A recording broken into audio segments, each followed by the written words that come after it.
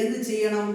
അവന്റെ ഇതുപോലത്തെ ഇങ്ങനെ കോലുകളൊക്കെ എടുത്തിട്ട് അവന്റെ മൂക്കിന്റെ ഉള്ളിലുള്ള വേസ്റ്റുകള്, ചെവിന്റെ സൈഡിലെ വേസ്റ്റുകള്, കവിളിന്റെ ഈ ഭാഗത്തിലുള്ള കക്ഷത്തിന്റെ അതുപോലെ ഗുഹ്യസ്ഥാനത്തിന്റെ ഭാഗത്തുള്ള വേസ്റ്റുകൾ ഇതൊക്കെ ഒന്ന് വൃത്തിയാക്കാം, ക്ലീനാക്കി വൃത്തിയാക്കാം. അതോടൊപ്പം ശ്രദ്ധിക്കണില്ലേ? ഇങ്ങോട്ട് വാ. ശ്രദ്ധിച്ചതിന് ശേഷം അതുപോലെ തന്നെ എന്ത് ചെയ്യണം? അവനെ ഇങ്ങനെ പിടിച്ചിടണം, എല്ലാം പിടിച്ചിട്ട് കടത്തിയിട്ട് ഈ വയറിങ്ങനെ നെക്കി കൊടുക്കണം. കാരണം കാസവും മൂത്രമൊക്കെ വരാണ്ടാവും, ബാക്കിയുള്ളതൊക്കെ ഉണ്ടാവും. അതൊക്കെ ഉണ്ട് വൃത്തിയാക്കി നല്ല വരച്ചിട്ട് ഇങ്ങനെ വയറൊക്കെ ഇങ്ങനെ ആക്കി എടുത്തിട്ട് ഇവിടെ ഒന്ന് ശുദ്ധീകരിക്കണം. ശുദ്ധീകരിച്ച് അങ്ങനെ കടത്തണം. നന്നായി കഴുകി നല്ല ശുദ്ധിയാക്കിയതിന് ശേഷം പിന്നെ ചെയ്യേണ്ട പണി എന്താ?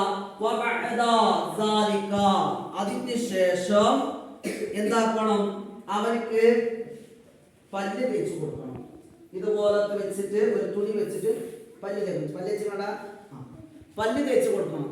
നന്നായി പല്ലൊക്കെ തേച്ച് നല്ല വൃത്തിയാക്കി.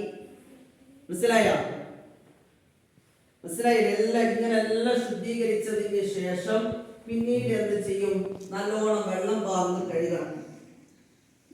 അപ്പൊ അത് ആ വെള്ളം പാർന്ന് കഴുകുന്ന സമയത്ത് വലത് ഭാഗത്തിലേക്ക് ചെരിച്ച് കിടക്കണം. ഇങ്ങനെ വെള്ളം പാർന്നൊക്കെ ഫുള്ളാക്കിയിട്ട് ഈ ഭാഗത്തിലുള്ള ഇതൊക്കെ ആക്കിയിട്ട് അതുപോലെ ഇടത് ഭാഗത്തിലേക്ക് ഇങ്ങനെ ചെരിച്ച് കിടത്തിയിട്ട് ഈ ഭാഗത്തുള്ളതൊക്കെ ക്ലീൻ ആക്കണം. ഇതാക്കിയതിന് ശേഷം എല്ലാം നല്ല ക്ലിയർ ആയതിനു ശേഷം അവർക്ക് എന്ത് ചെയ്തു കൊടുക്കണം?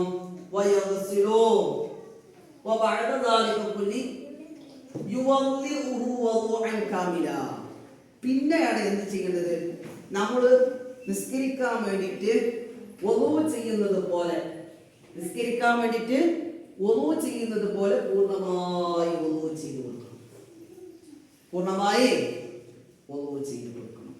ഇൻഷാ അല്ലാഹ് ഇതിന്റെ ബാക്കി നിങ്ങൾ അടുത്ത ഞായറാഴ്ച പഠിച്ചാൽ. ഇപ്പൊ ഇത്ര കാര്യങ്ങൾ പഠിച്ച് വൃത്തിയാക്കി മനസ്സിലാക്കാം. ഇൻഷാ അല്ലാഹ് നിങ്ങൾക്ക് അറിയാൻ വേണ്ടിയിട്ടാണ് ഞാൻ ഈ വീഡിയോ കൂടി ചെയ്തിട്ടുള്ളത്. ഈ വീഡിയോ ഞാൻ നിങ്ങളിലേക്ക് എത്തിക്കാം. നിങ്ങളത് മനസ്സിലാക്കിയിട്ട് എന്തൊക്കെ ചെയ്യണമെന്ന് അറിയാം. എന്തെങ്കിലും സംശയം ഉണ്ടെങ്കിൽ ചോദിക്കുകയും ചെയ്യാം.